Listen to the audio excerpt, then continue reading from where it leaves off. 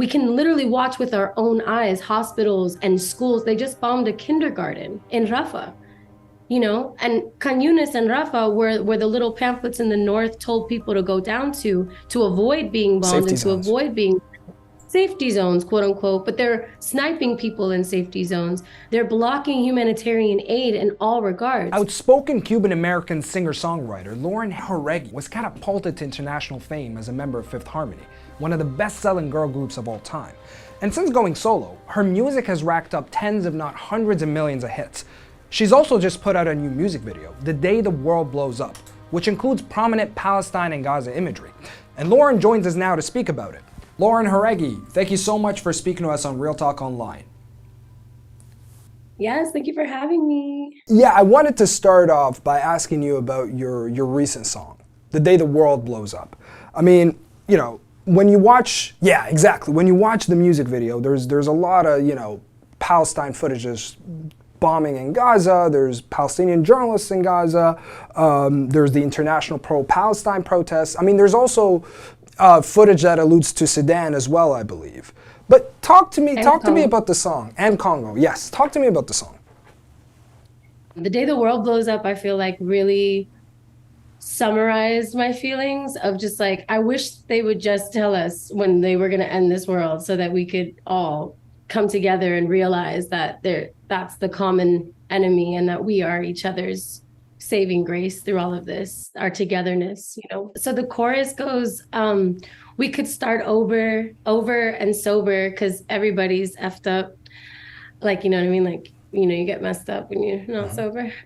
I think we'd be closer if they told us the day the world blows up. And I just have been thinking about it a lot because Israel had just threatened nuclear bombing, dropping a nuke on Gaza to solve their problem. And I just thought about how ignorant that was, because if they were to drop a nuke on Gaza, they would also harm themselves. You're talking about what some Israeli officials have said.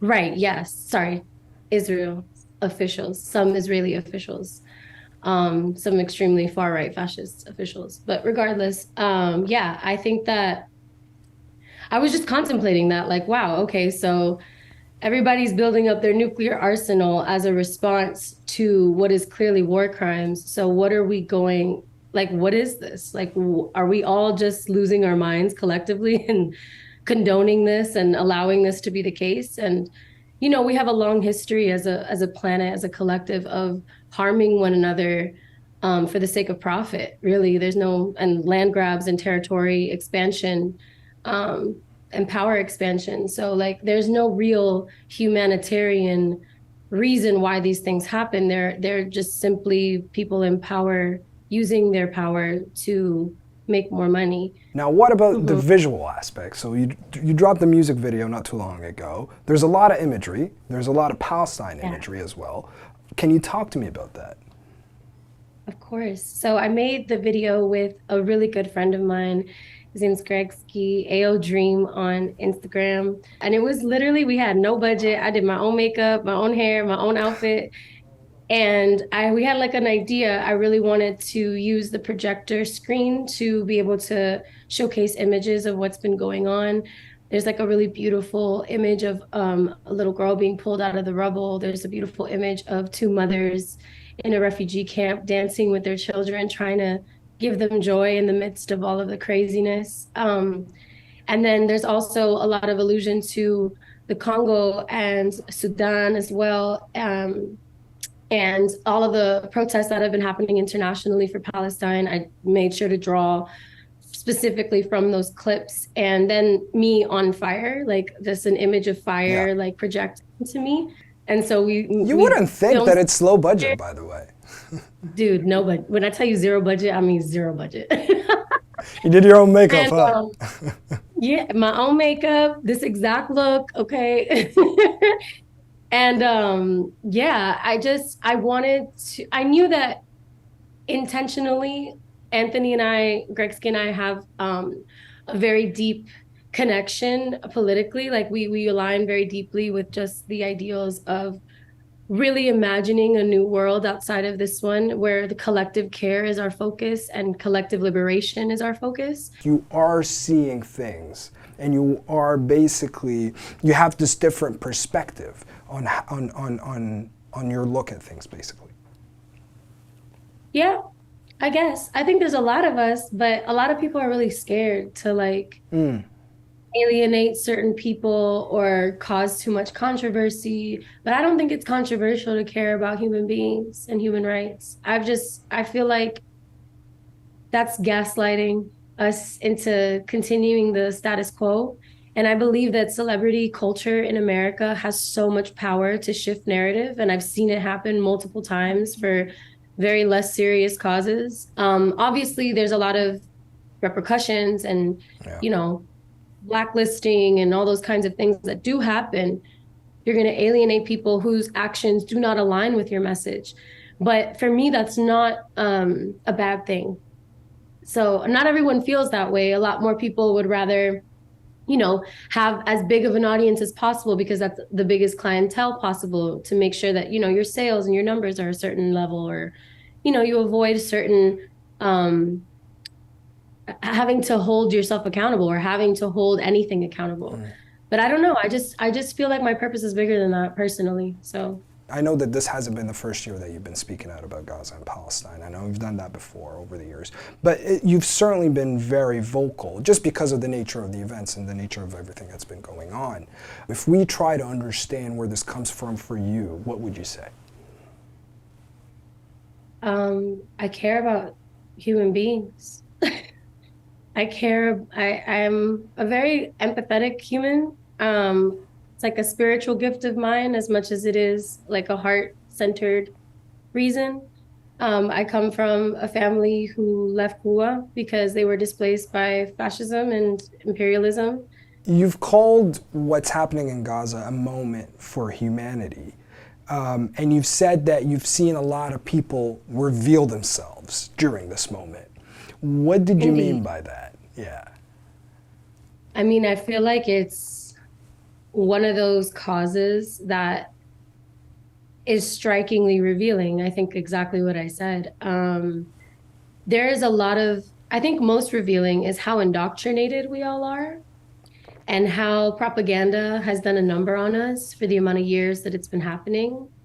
I think it's also very revealing of the lack of critical thought, the lack of education, the lack of the presence of apathy, especially in American culture, because I feel like a lot of us are very used to distraction and just like not having to pay attention to anything besides ourselves. It's like American exceptionalism. And what I feel is that we're not self-aware of the fact that it's our tax dollars and our labor that contribute to these events. And they wouldn't be happening if we were more mindful of the way we consumed and of the way we hold our politicians accountable and vote for politicians. And even like the way that we critically look at history and allow history to truly be a part of our conversation and not just, you know, a propagandized, whitewashed version of history, but like the true history of this country, the true history of how it was built, and how that affects our foreign our foreign policy to this day, where we feel like we are constantly allowed to wield the victim mentality and demonize other people's cultures or other people who don't look or think like us into a space where they're so dehumanized that we justify completely obliterating their people or their countries or their cities or the things that are of cultural value to them. And then we really tout that as some sort of American principle when it's really just terrorism and fascism and imperialism. And I just, that cognitive dissonance has really revealed itself so deeply amongst so many of us. And I understand that it's difficult to break out of a mentality when you're constantly surrounded by a mentality and it's what raised you, you know?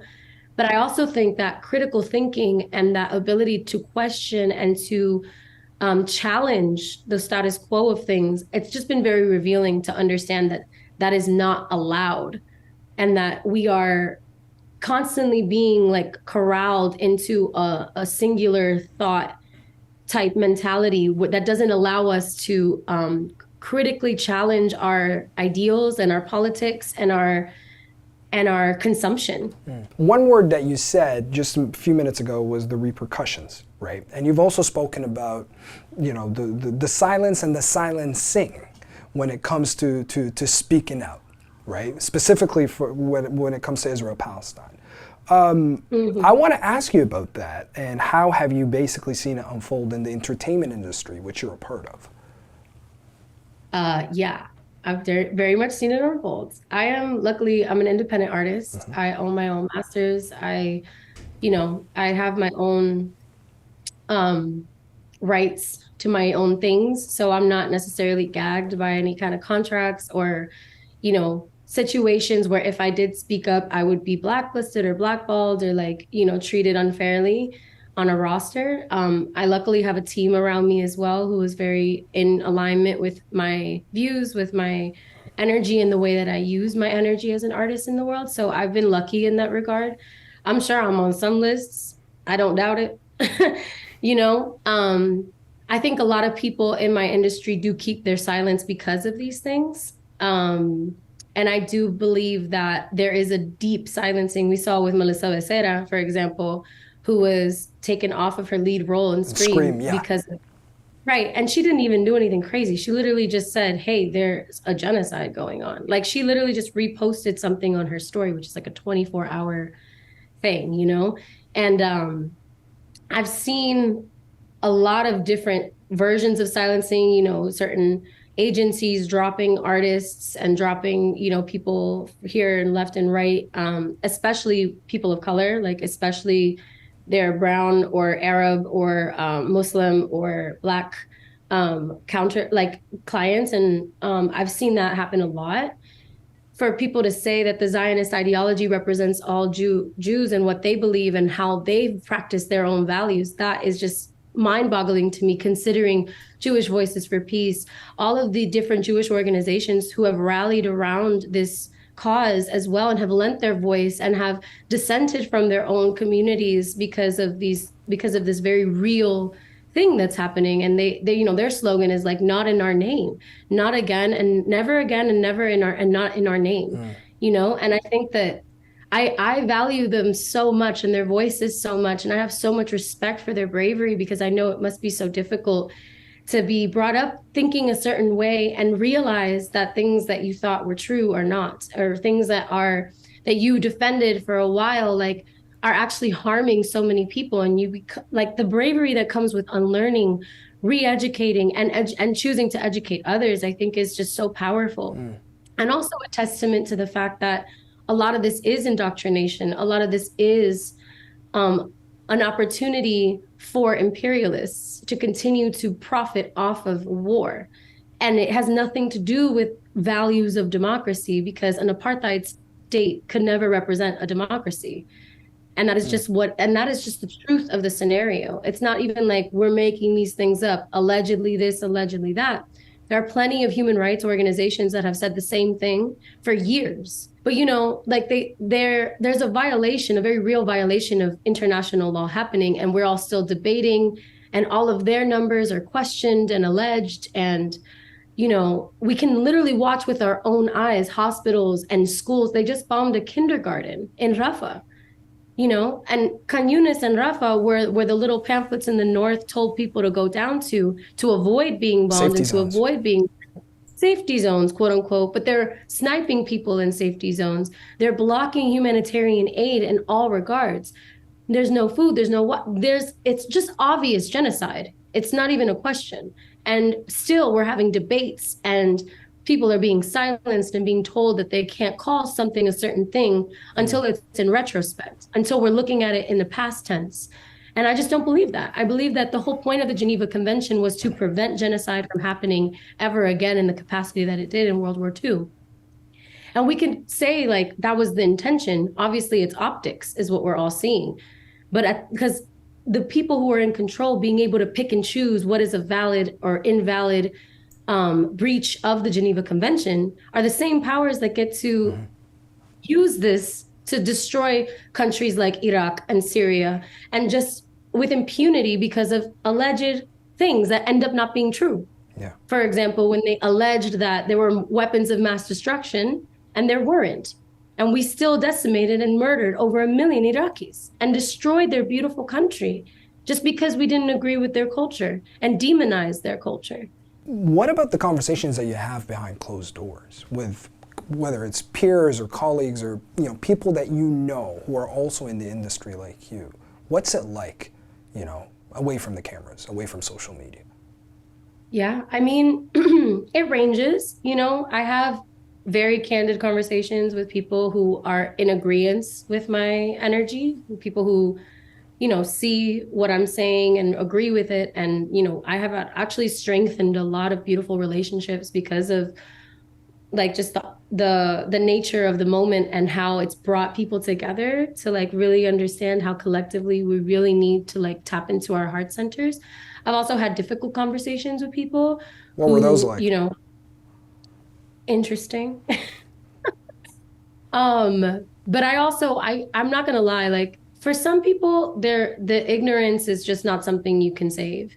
It's a very deep indoctrination. It's not something that they're willing to open up their hearts to. So I can't really like help those kinds of people. But then I also have people who approach me curiously and are just like, why do you feel this way? Like, this is what I've been taught. And I'm able to challenge that. And I'm able to be like, well, this is what I've seen as an unbiased person, because I'm neither Jewish nor cousin. You know what I mean? I'm not Muslim and I'm not Jewish. So I don't have like a personal stake in these things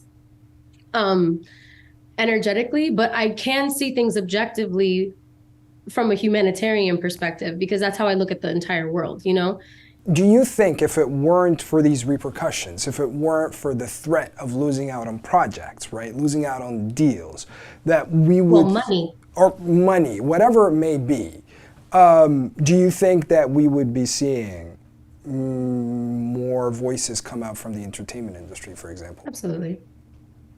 Absolutely. Yeah. Hollywood is very much like a clique, and there is a hierarchy. I think many people know this. I think many people are aware. And silence is the best policy in that circumstance because you don't risk anything. And there are a lot of people behind the scenes who are like, thank you for what you're doing, who are completely silent, who do agree with the cause, but aren't willing to sacrifice their position or their ability to continue to move in this industry the way that they do. So I think it's really difficult for a lot of people to, want to throw that away over the sake of an issue that they don't see themselves directly connected to, because they don't understand like it's American dollars doing all of this stuff, Yeah. And on that note, Gaza is very much anticipated to become an election issue in the U.S. Elections in November. I mean, how do you see it play out? I mean, you've been very vocal. Yeah, you've been very vocal on your social media about U.S. politics. Yeah, because I feel like as an American, I believe it's our job to be mindful, again, about our consumption and about the way that we wield our power. And so I believe that Joe Biden has completely shot himself in the foot. He's completely lost the Arab American vote. And I know that pretty sternly.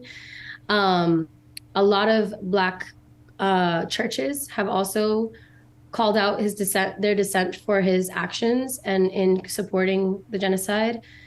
Our generation, the millennials and Gen Z, we have access to the internet. And the internet allows us to break narratives in real time and discuss narratives in real time with one another across the globe.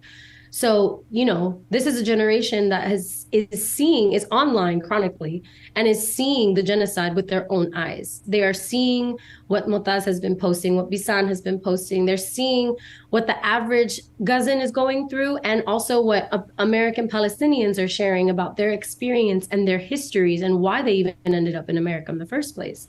And this is the age of information. And while, there is as much misinformation as there is valid information, that is also a tool, the misinformation and the distractions and the denials and the propaganda. We read through it with a lot more media literacy than our predecessors. So we are here in a new reality where information doesn't just have a single source. We have word of mouth. We have the ability, there's a raven outside my door.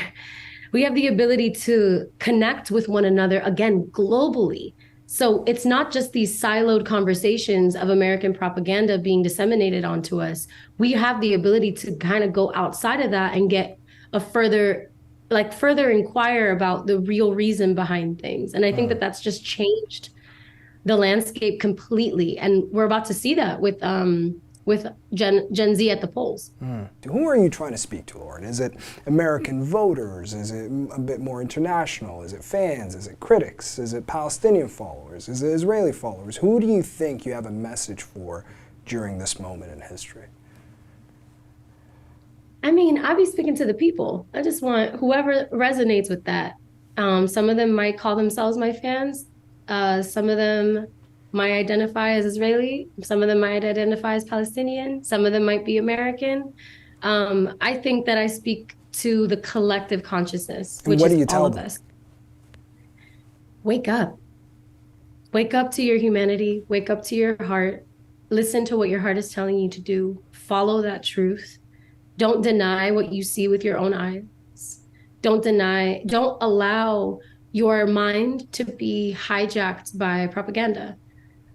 Seek the truth. My purpose is to fulfill my own purpose, but a part of my purpose is to speak truth to power and to empower others to speak truth to power and to empower others to discover that truth for themselves. Because I don't ever want people to just think the way I think. Because I tell my followers all the time, just because I say something doesn't mean that you need to just run with that shit. Go and go and check it out for yourself. Go and figure your own story out, and just keep your heart and your mind open to new information. Don't just allow this rigidity of what you're being told and told you cannot think against be what defines how you think. Because I think critical thought is the most important element of all of this. Right. Having thoughts of your own, having opinions of your own, and being able to express those without being attacked or criminalized legally, I think that that's dangerous. Lauren, I want to bring it full circle before I bring it to a close here. The day the world blows up, your song, your video, what do you hope to achieve from it? I hope that whoever needs it finds it, and that they feel seen and hugged and not alone in this moment, and that they feel like, at least somebody out there is reflecting about what's going on and trying to put out a message of peace and use their platform to do so. I really hope that it changes some people's hearts and minds and allows them to open up to a new reality and maybe think about something a different way than they did before. I hope it appeals to the empathy and the heart of humanity, and that it spreads everywhere it possibly can. That's my prayer for it. On that note, Lauren, thank you so much. Firstly, thank you for waking up early, and thank you for coming on Real Talk to speak to us. I do appreciate your time. Of course, thank you for having me. I appreciate these questions too. They're not vapid, and I love that. Thank you so much, Lauren. Thank you. Thank you.